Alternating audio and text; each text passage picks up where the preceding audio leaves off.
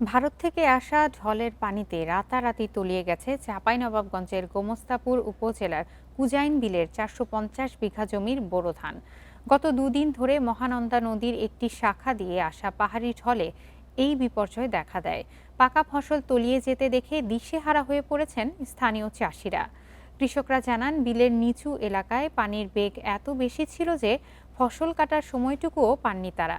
অনেক জায়গায় বুক সমান পানিতে নেমে ধান কাটার চেষ্টা করলেও তীব্র শ্রমিক সংকটে তা ব্যাহত হচ্ছে।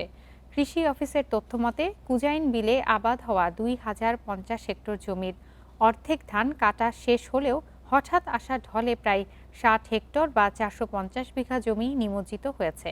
উদ্ভূত পরিস্থিতিতে দ্রুত ধান কেটে ঘরে তোলার পরামর্শ দিয়েছে স্থানীয় কৃষি বিভাগ।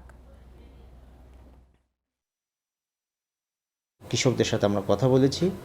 এখনও সেখানে যে ধান কর্তনোপযোগী ধান আছে সেটা কিন্তু ঘরে তোলার যথেষ্ট সুযোগ রয়েছে। আমরা আমাদের তরফ থেকে প্রচেষ্টা অব্যাহত আছে।